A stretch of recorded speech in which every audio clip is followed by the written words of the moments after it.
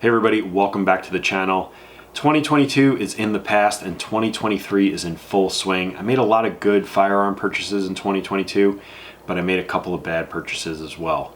Moving forward in the new year, I do have a wish list of firearms that I hope to purchase, and this is that list. So without further ado, this is the top 5 firearms on my wish list for 2023.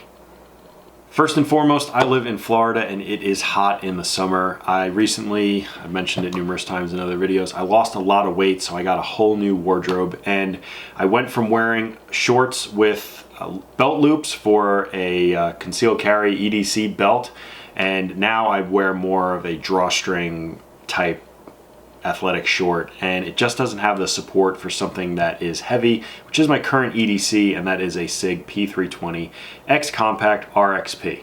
So I'm going to get the Sig Sauer P365X. It is a nice, small, compact firearm that I can wear on those days where I'm wearing a lighter wardrobe, something that is not too heavy, and something that I can conceal a lot better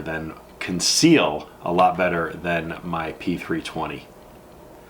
Number 2 on the list is a 22, and I recently took both of my kids to the range. My son is older than my daughter, and up until the new management at the range, she wasn't able to shoot because of the minimum age requirements, but now those have been lowered and she was able to shoot. So I took her out and she had a great time, but the firearms that she was using, a 22, it was a Sig P322, and my 22 LR AR, they were both a little on the heavier side for her, and she couldn't hold it up for an extended period of time. So I want to get a Ruger 1022, something that we can just put in the vise or get a tripod and shoot from a table and be able to get off 10 shots or so before or without getting fatigued. So number 2 on the list is a Ruger 1022, something that I have wanted for a while as well. Number 3 on the list is a 10mm. I've wanted to get a 10mm firearm for a long time. I'm still waiting for Aero Precision to come out with their EPC-10, but since they launched their suppressors, they're launching their Solus. That's going to be a while, and in the meantime, FN came out with their 510 series, which is a 10mm handgun, and while I'm interested in that, I am not interested in purchasing it. What I'm going to be going with is a Sig P320 X10. It is their 10mm handgun in that P320 frame, and I put it in my hand one night at Bass Pro and it felt absolutely amazing. It felt so good, felt so natural. I am definitely a Sig person. So I'm going to be getting that Sig X10 at some point this year. I've been wanting to shoot that caliber for a very, very long time.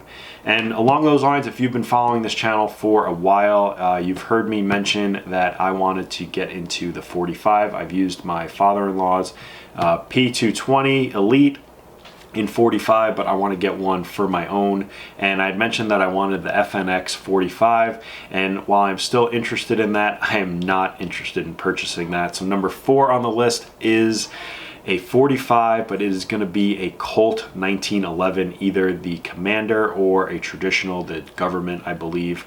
It's right around $1,000, and it's a beautiful, beautiful handgun.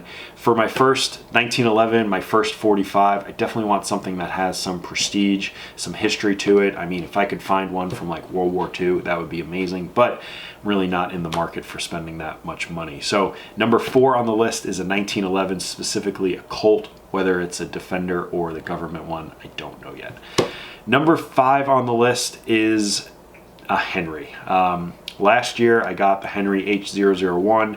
I borrowed Ryan's 4570, and it is an amazing gun. I shot a friend, Logan. He's got a 44 Magnum, the X series. So that is what I want to get. I want to get the Henry X series in either 357 Magnum /38 Special, or the 44/45 Colt, or the 4570. One of those bigger calibers. That is what I am interested in. He had it with a red dot and it was smooth as butter. So 45 or a Henry X series is what we're going to round this out with. And then honorable mention, Aero Precision has started to kind of get their social media, their marketing out on the Solus, their bolt action gun.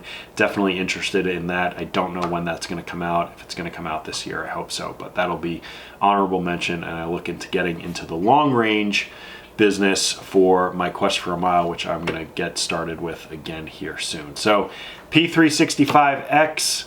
The second one was a Ruger 1022. Then we went with the Sig P320 X10, a Colt 1911, and then the Henry X series. That's going to do it for this one. Which one do you think I'm going to get first? What's on your wish list for 2023? Let me know down below. Like and subscribe. We will see you in the next video.